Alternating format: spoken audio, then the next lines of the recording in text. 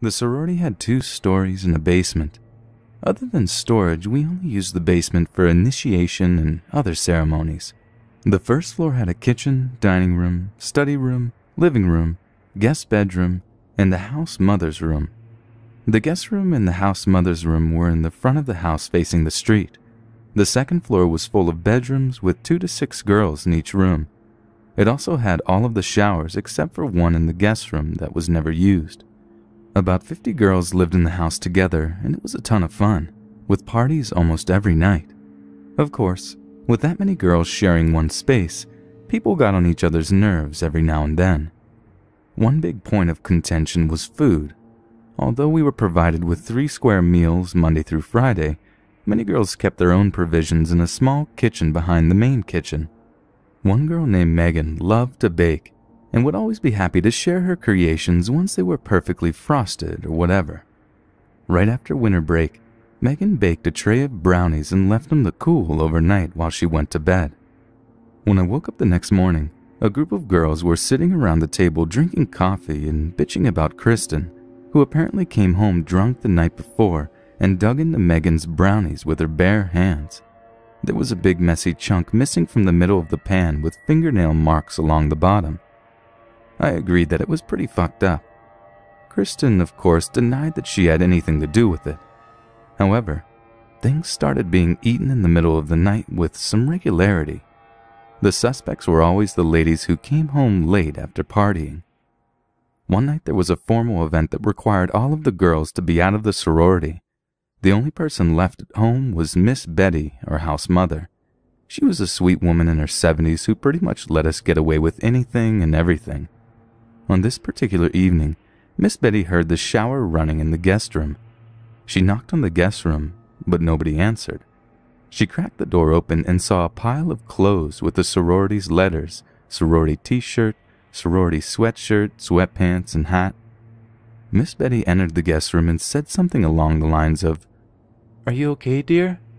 Because it was so odd for someone to be using the guest room shower.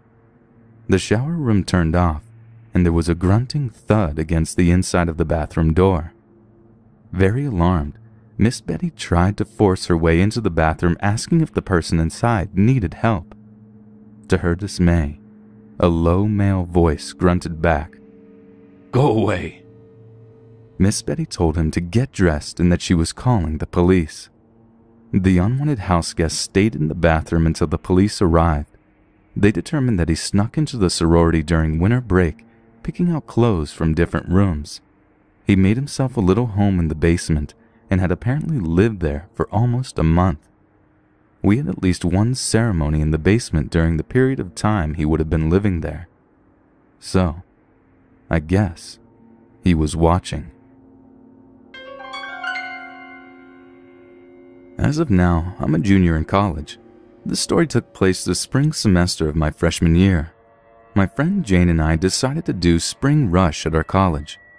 For those of you that aren't familiar with the Greek system, my college had traditional fall rushing for sororities. You go through the application process, do certain things for different sororities, etc. Then they had spring rush for the girls that didn't get in during the fall, or if they changed their mind throughout the year. Jane was my roommate, and she kind of dragged me into it. It was, if I have to suffer, then so do you type of thing. I went along with it, having never even thought about being in a sorority before. The process went smoothly, and we got to the second to last phase before Big Day, the day you find out if you got into the sorority. One of the missions that the sorority sisters had us do was to house sit for them while they went out and got completely shit-faced on a Friday night. No big deal. I had Jane to keep me company anyway. We were given a strict list of who was and wasn't allowed into the house. All Jane and I had to do was order our weight in pizza, watch One Tree Hill, and just a little bit of homework to do while we waited. It wasn't until about 1 a.m. did the shit start.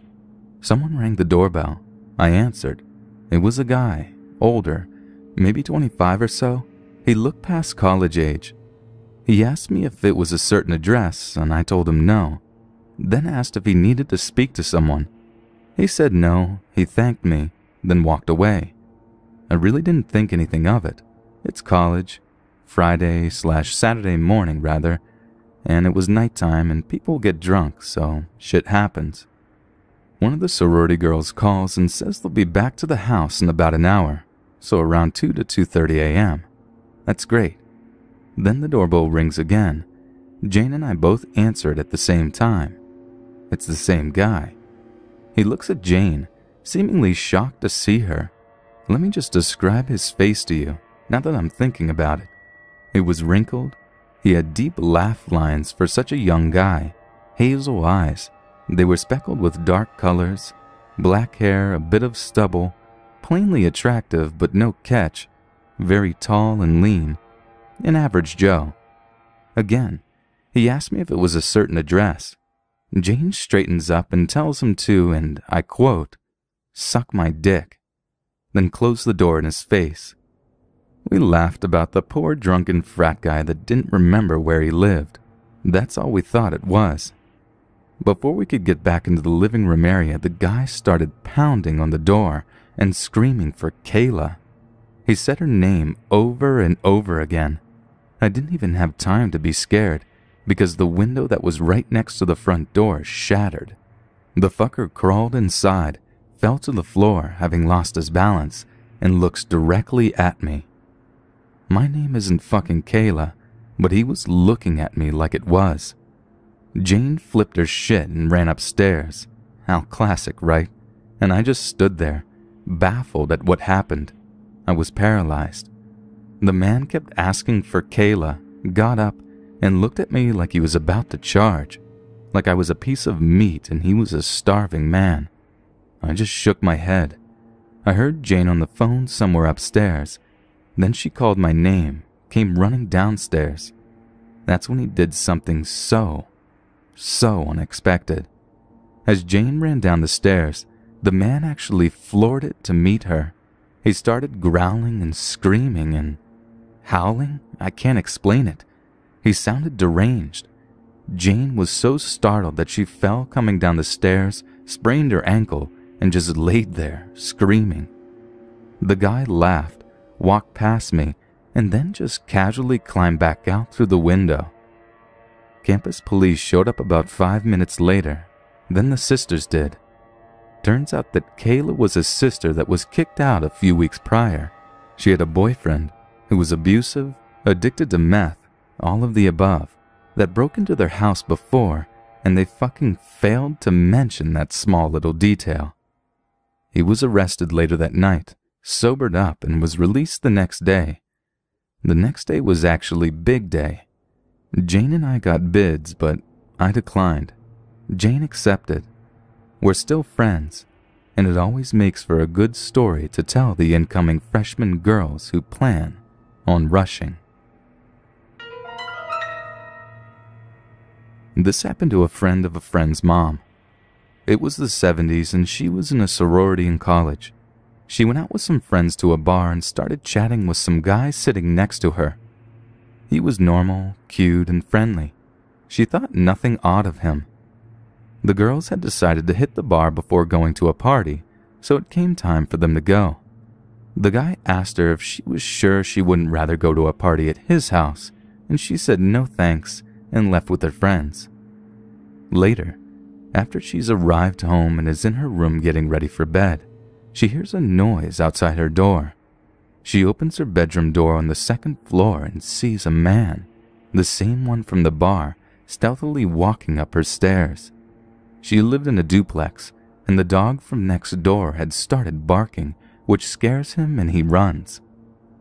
A year or so later, she's watching the news and sees the man's face from the bar. It's Ted Bundy. 2 years ago, my life was completely different. I was in a sorority, I had lots of friends, and I was outgoing. That was until the night of our Halloween grab-a-date. For those who have never been in the Greek system, it's a party where you invite only one person as a date. I had recently met a gorgeous guy who was on my college football team. I invited him and he said yes, but that his friend from out of town had to go too. I convinced a naive freshman to take him. On the afternoon of the big day, there was a football game, so unlike the majority of girls and their dates, I had to wait for my date instead of getting drunk. The game ended with just enough time to take a shot of vodka with my date and the two guys before we had to rush to the bus to meet the freshmen and go to the boat where the party would be held. I ended up finding my date and his friend rather creepy while on the boat, and ignored him for most of the night and just danced with my friends instead. Unfortunately, my keys were at his apartment, so after we got off the boat and back to the Greek system, I had to return to his place. This was when things went wrong.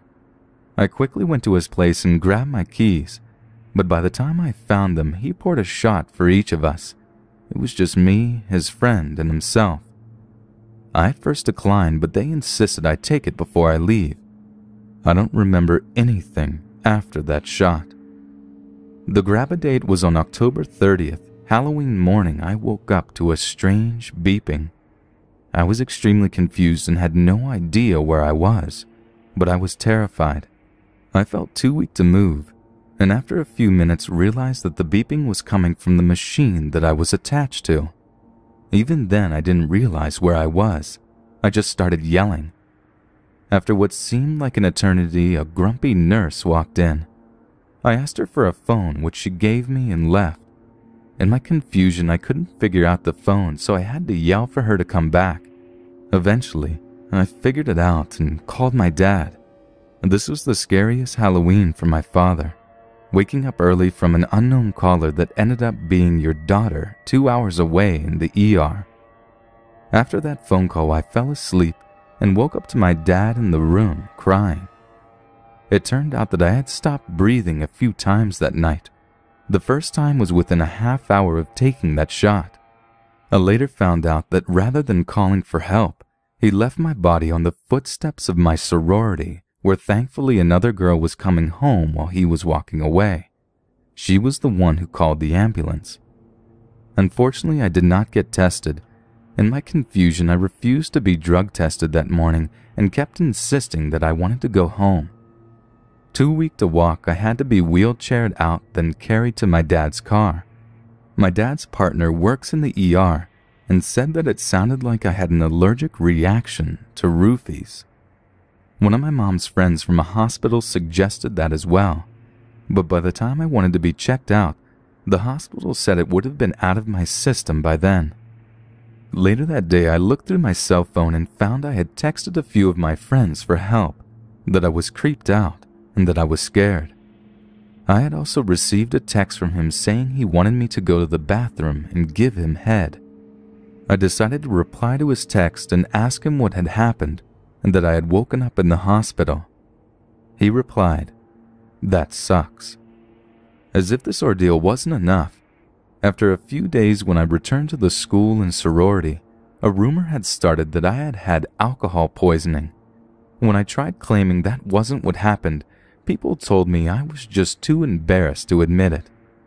I was even sent to standards, sorority court for when you get punished, and told I wasn't allowed to go on another grab-a-date that quarter. Very few girls asked if I was okay. I wasn't.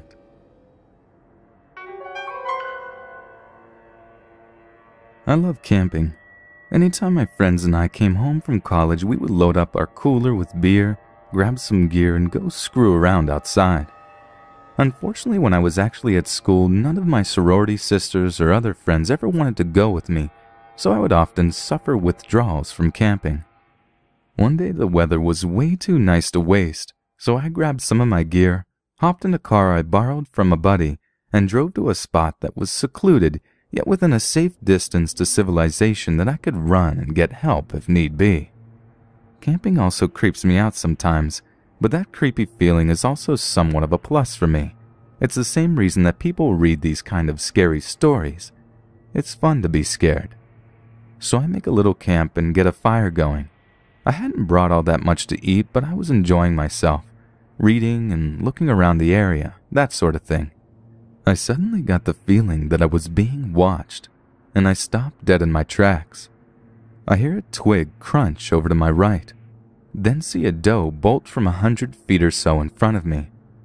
I laughed at myself and went back to the camp with an armful of wood I had gathered. I kept freaking myself out, hearing sounds just outside of the ring of light cast by the fire. I always get inside my head, so I shrugged it off and kept whittling at a stick I had been messing with. Around 1, I decided to go into my tent and snuff out the lantern. I had been slamming beers in the most unladylike fashion and smoking cheap cigars. Another reason I like camping, I can act however I want, so I passed out relatively quick. About 2 in the morning, I start hearing footsteps, and they sound pretty light and sort of timid. I think to myself it's a deer or another animal, more likely a raccoon because I probably left some food out. I'm still on guard though. About 30 minutes of sleeping with one eye open, I hear a rubbing noise, and the tent fabric is being pushed in a bit. I don't know how I didn't shit my sleeping bag, but I just sat there paralyzed with my caw bar in hand. I desperately wanted to thrust the knife through the tent fabric, but I was still holding out hope that it was some of my buddies from a frat joking with me. And then as suddenly as it had begun, it all stopped. I was starting to feel slightly more secure, because daylight would be coming in about 2 or 3 hours, but I sure as shit wasn't going to go to sleep. All of a sudden, at about 4 o'clock, I realized I should put my boots on so that if anything did happen, I would be ready. After having stayed up and keeping alert a little while longer, my friend's car alarm goes blaring. I freak the fuck out and run out of the tent. I go about 2 steps before something grabs me around the mouth. I open my mouth to scream, but instead the person's pinky finger slips between my teeth. I've heard that people can perform superhuman feats when they have huge adrenaline rushes. In my case, I just clamped down and, there's no way to say this without sounding ridiculous, his finger popped off. He screamed, pulled his hand away with the missing digit falling to the ground. He took off running down the hill I was camping on, and I took off right quick in the opposite direction. I must have looked ridiculous to the people whose house I ran to. A little sorority girl in a wife-beater, boxers, and steel-toe boots. I also had some blood that had oozed out of my lip, not from the finger, but because I had also managed to take a pretty good chunk out of my lip as well. I told them what had happened. They called the police, got me some real clothing, and the man at the house made me a whiskey and coke. When the cops got there, they checked it out. The cops went to check it out, and when they came back, it was light out. They brought me back so I could get my friend's car, and what I saw just made me even more terrified. Right next to the tent was a red gas can. He could have just lit me on fire earlier. The finger was also gone, suggesting he had come back for it. The kicker is that they never caught the guy. So somewhere out there is a man sitting down to dinner, maybe alone, maybe with a wife and a couple of kids, and he's missing his right pinky.